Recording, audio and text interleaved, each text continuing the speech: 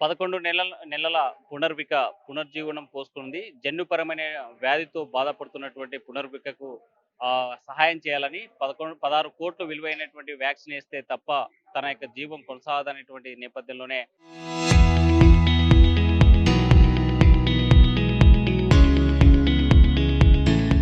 తల్లిదండ్రులు ఆవేదన చెందారు, ఆందోళన చెందారు. మరి కనిపించినటువంటి ప్రతి ఆఫీసర్ తలుపు తట్టారు. ఈ నేపథ్యంలోనే ఫండ్ రైజింగ్ చేస్తూ 16,00,00,000కు సంబంధించినటువంటి విలువైనటువంటి సొమ్ము కూడా ఇవాళ విరాళాల ద్వారా వచ్చినటువంటి నేపథ్యంలో పునర్విక తండ్రి ఇక ఫండ్స్ డొనేషన్ చేయడం చాలించండి. మాకు కావాల్సినటువంటి అమౌంట్ సమకూరాయని చెప్పి చెప్తున్నటువంటి నేపథ్యంలో మనతో మాట్లాడడానికి పునర్విక తండ్రి ఉన్నారు. సార్ చెప్పండి, ఈ 16,00,00,000 ఎలా మీరు మొబిలైజ్ చేయగలిగారు? ఎలాంటి ఇబ్బందులు ఎదుర్కొన్నారు? నా పేరు సురేష్ అండి. పునర్విక వాళ్ళ ఫాదర్‌ని. అందరిలాగా నేను కూడా ట్రై చేశానండి. ప్రయత్నమే మన చేతుల్లో ఉంది కాబట్టి ప్రయత్నం చేశాను. ప్రజలు ఆదరించారు. గవర్నమెంట్ సపోర్ట్ చేసింది. మనం ఇప్పటిదాకా ఇంతవరకు రావాలంటే కూడా చాలా గొప్ప విషయం అండి. ప్రెజెంట్ ఇప్పటిదాకా అయితే దగ్గర దగ్గర ఆల్మోస్ట్ మన దగ్గర ఉన్న అమౌంట్ ఇంపాక్ట్ గురు క్రౌడ్ ఫండింగ్ ప్లాట్‌ఫార్మ్ ప్రజల నుంచి వచ్చిన అమౌంట్ ఎంత అమౌంట్ కలుపుకుంటే దగ్గర దగ్గర 9-10 కోట్ల దాకా అమౌంట్ కలెక్ట్ అయిందండి. నెక్స్ట్ వచ్చేసి మన గవర్నమెంట్ తరపున ప్రపోజల్‌తో మన బైరెడ్డి శబరి మేడం మరియు టీజీ భరత్ గారు వాళ్ళ ప్రపోజల్‌తో మనకి సెంట్రల్ నుంచి పీఎం రిలీఫ్ ఫండ్ కూడా శాంక్షన్ అయింది. ఆల్మోస్ట్ త్వరలో మనకు రిలీజ్ అవుతుంది. 50,00,000 దాకా మనకి అమౌంట్ శాంక్షన్ చేశారు. త్రూ పబ్లిక్ సపోర్ట్ కూడా మనం ఇంతవరకు రాగలిగాం. ఇంకొకటి చెప్పాలంటే నేను డాక్టర్‌ని మీట్ అయ్యామండి. యాక్చువల్‌గా నిన్న. ఇది రిజిస్ట్రేషన్ కూడా చేయించుకున్నాము. ఈ ప్రాసెస్ కూడా పీఎం రిలీఫ్ ఫండ్ రిజిస్ట్రేషన్ చేసుకోవాలని చెప్పి చేయించుకున్నాము. దాంతో పాటు ఆహ్, మేము ఎక్కడైతే ట్రీట్మెంట్ చేయించుకుంటామో డాక్టర్‌ని కలిసాము. సార్ ఇంతవరకు అమౌంట్ కలెక్ట్ అయింది. ఇంత అవసరం పడుతుంది. ఏంటి అని అడిగితే మేబీ కొంచెం టైం కావాలండి. మేము చెప్తామని చెప్పి మేబీ ఒక 1 వీక్‌లో చెప్పే ఛాన్సెస్ ఉన్నాయి. చెప్పిన తర్వాత మేము వాళ్ళు ఎలా అయితే చెప్తారో అమౌంట్ ఇంతైతే కలెక్ట్ అయింది కదా! ఇంతలోనే అయిపోతుంది అంటే హ్యాపీ అండి. ఇంకా మిగులుతుందన్నా కూడా ఇన్ కేస్ నేను ఖచ్చితంగా అమౌంట్ డొనేట్ చేసేసాను రిమైనింగ్ అమౌంట్. నాలాగా ప్రాబ్లమ్ బయట చాలా మందున్నారు. నెక్స్ట్ ఇంకేదైనా కావాలి అనుకుంటే నేను పర్సనల్‌గా రిక్వెస్ట్ చేస్తానండి. బట్ పబ్లిక్ రాకపోయినా కూడా ఎంతమందికి రీచ్ అయింది కదా! 100 మందిలో 10 మందైనా సపోర్ట్ చేస్తారు నాకు మళ్ళీ. అదే అని అనుకుంటున్నాను. అందుకే ప్రెజెంట్ స్టాప్ చేసేసాను. ఎందుకంటే ఆహ్, వెళ్తున్నవే మంచిదే. కానీ ఇందులో కొన్ని మిస్టేక్స్ కూడా ఉంటాయి. కొంతమంది ఫ్రాడ్ చేసే ఛాన్సెస్ కూడా ఉన్నాయి. అంటే కొంతమంది పాప పేరు చెప్పి అమౌంట్ అక్కడ ఇక్కడ కొన్ని చోట్ల ఉన్నాయి. బట్ ఏమంటే ఇది బయటకి అనౌన్స్ చేస్తే మంచి వాళ్ళకి కూడా ఇబ్బంది పడుతుందని చెప్పేసి నేను అనౌన్స్ చేయలేదు. ఇంకొకటి నార్మల్‌గా ఇంత అమౌంట్ నా వల్ల ఒక్కని వల్ల హ్యాండిల్ చేయడం కష్టం. అంటే ఏ విధంగా వచ్చినా కూడా కొంచెం ప్రెషరే ఉంటుంది మనసులో. అంటే ఎక్కడికైనా తప్పుదారి పడుతుందేమో భయం అనిపించింది నాకి. సడెన్‌గా స్టాప్ చేయించాను. That's why. లేదు ఆల్మోస్ట్ నేను డాక్టర్‌ని అడిగిన రిక్వెస్ట్ చేసుకుంటాను. మేబీ ఇంతలోగా చేయించండి అని చెప్పి అంటాను. దేవుని దయ వల్ల అయిందంటే అంతకన్నా హ్యాపీ ఏముందండి. అంటే ఒకవేళ ఈ ఫండ్ మొబిలైజ్ కాకపోయింటే ఏంటి పరిస్థితి? ఏం ఏం దానికి మనకేం సమాధానం చెప్తాం చెప్పు. తండ్రన్నాక పోరాడాలి.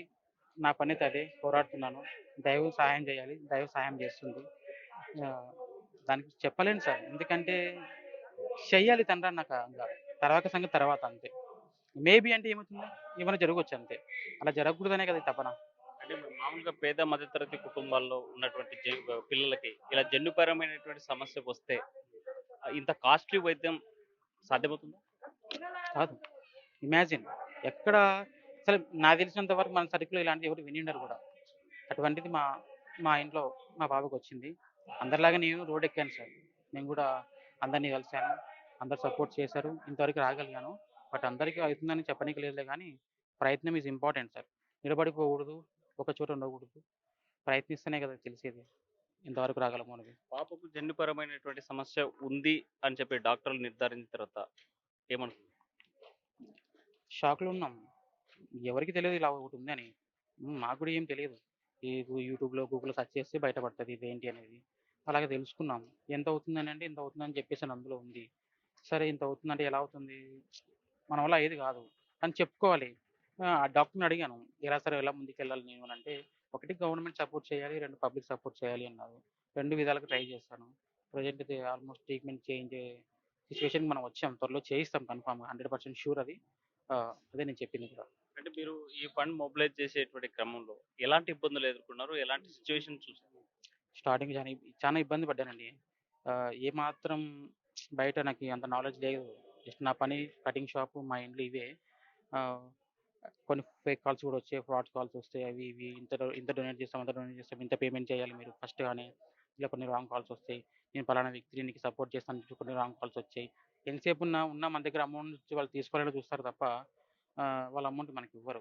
చాలా ఒక వ్యక్తి దగ్గర దగ్గర ఒక 10, 20 రోజులు మనల్ని ఇప్పుడు వస్తాను అని చెప్పి కూడా నన్ను బ్లేమ్ చేసిన వాళ్ళు చాలా మంది ఉన్నారు.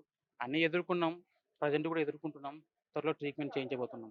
అంటే జన్యుపరమైనటువంటి సమస్య ఉంది అని చెప్పి మీరు సోషల్ మీడియాలో పెట్టిన తర్వాత కొంతమంది ఇది కావాలని చేస్తున్నారు, ఫండ్ కోసం చేస్తున్నారు, ఇలాంటి ఏమైనా కాల్స్ వచ్చాయి? వచ్చాయి. ఎందుకంటే తెలియనప్పుడు వాళ్ళు అదే అంటారు. తెలుసుకున్నాక వాళ్ళే తెలిసిపోతది. ఖచ్చితంగా ఉంది సార్ ఎస్ఎంఏ టైప్ 1 అనేది ప్రాబ్లమ్స్ ఉన్నాయి. ఇంక ఇదే కాదు చాలా ప్రాబ్లమ్స్ ఉన్నాయి. మనకి తెలియదు అంతే. తెలుసుకుంటే మనం బతకలేం. ఇట్లా ఫేక్ కాల్ చేసి అసలే సమస్యలో ఉన్నటువంటి పేరెంట్స్కి ఇబ్బంది పెట్టేట్టు వాళ్ళకి మీరు ఏం చెప్పదు? వాళ్ళు ఇవన్నీ ఆలోచించరు సార్. ఎంతసేపున డబ్బులు తీసుకోవాలనే ఆలోచిస్తారు. కానీ ప్రెజెంట్ ఇప్పుడు అలా లేదు కానీ స్టార్టింగ్‌లో ఉండేది. ప్రెజెంట్ ఇప్పుడు అలా ఏం లేదు. చాలా మంది దేవుని దయ వల్ల ముందుకొచ్చారు. ఎంతమంది సపోర్ట్ చేశారు. చెప్పలేము సార్ కొన్ని లక్షల మందికి సపోర్ట్ చేసుండొచ్చు. ₹1 అయినా సరే సహాయమే. మీకు ఫైనాన్షియల్‌గా సపోర్ట్ చేస్తామని ముందుకొచ్చిన వాళ్ళు ఎవరైతే ఉన్నారో, మీరు ఇంత అమౌంట్ కట్టండి అన్న సందర్భంలో ఎవరికైనా కట్టారా? లేదండి. పెద్దగా నేను అంటే కనుక్కున్నాను ఎలా వెళ్ళాలి అని చెప్పేసి తెలిసిన ఫ్రెండ్స్‌తో కొంతమందితో. అంతగా ఎక్కువ ఏం మోసపోలేదండి ఇక్కడ. అంటే అంత ఎక్కువ మోసపోలేదంటే ఎంతో కొంత మోసపోయారా? 1000, 2000 దాకా మోసపోయాను సార్. ఇలా ఈ జన్యుపరమైనటువంటి సమస్యతో బాధపడే తండ్రులకు కానీ, లేకపోతే మీరు ఎదుర్కొన్నటువంటి ఇష్యూలకు కానీ, ఈ రాష్ట్ర ప్రభుత్వాలకి, కేంద్ర ప్రభుత్వాలకి ఏం చెప్పదలుచుకున్నారు? ముఖ్యంగా తల్లిదండ్రులకండి నేను తెలుసుకున్న నాలెడ్జ్ ఏంటంటే ఇప్పుడు బయట వ్యక్తులైనా, దగ్గర వ్యక్తులైనా పెళ్ళిళ్ళు చేసుకుంటారు కదా! చేసుకున్న తర్వాత కొన్ని టెస్ట్‌లు ఉంటాయండి. ఆఫ్టర్ ప్రెగ్నెంట్ అయిన తర్వాత. ఎందుకంటే ఎవరి కుటుంబానికి ఇలాంటిది రాకూడదు. వచ్చినాక ఫేస్ చేయలేం. బిఫోరే కొన్ని ఉన్నాయి ప్రాసెస్ కనుక్కోండి. బేబీ మంచి హెల్తీగా ఉన్న వాళ్ళని కనండి. రాబోయే కాలంలో ఇలాంటి వాళ్ళు మనం చూడకూడదు. ఒకవేళ వచ్చినా కూడా ఆల్రెడీ చాలా రకరకాల గవర్నమెంట్ కూడా సెంట్రల్ నుంచి కూడా జరుగుతున్నాయి. ఫైనల్‌గా ఏం చెప్పదలుచుకున్నారు? మేబీ అందరికి థ్యాంక్ యూ సో మచ్ అండి. ఇంత దాకా తీసుకొచ్చినందుకు థ్యాంక్ యూ సో మచ్. త్వరలో మనం ట్రీట్మెంట్ చేయించబోతున్నాం. నా కూతుర్ని కాపాడుకుంటున్నాను. అలాగే మీ పునర్వికను కూడా మీరు కాపాడుకుంటున్నారు. సేవ్ పునర్విక. మొత్తంగా చూస్తే సేవ్ పునర్విక అనేటువంటి సోషల్ మీడియాలో ఫండ్ రైజింగ్ కావడంతో 16 కోట్లకు రీచ్ అయ్యాము. అయితే వైద్యం కూడా జరగబోతుంది. ఎవరైతే ముందుకొచ్చి సహాయం చేశారో ప్రతి ఒక్కరికి ధన్యవాదాలు తెలియజేస్తున్నాను. అయితే భవిష్యత్తులో ఇలాంటివి ఘటనలు వచ్చినప్పుడు అంటే జన్యుపరమైనటువంటి సమస్యలు ఎదుర్కొనేటువంటి పిల్లలు ఎవరైనా ఉంటే వాళ్ళకి తప్పనిసరిగా ప్రభుత్వాలు ఆదుకునేలాగా ప్రత్యేకంగా ఫండింగ్ పెట్టాల్సినటువంటి అవసరం ఉంది అని చెప్పి చెప్తున్నటువంటి పరిస్థితి మనకు కనిపిస్తుంది. విడుదల చంద్రశేఖర్తో Hussain RTV Kurnool. Local to global news at your finger tips. మీ చేతిలో ఒక ఆయుధం. Download raw TV app. Media legend Ravi Prakash is back.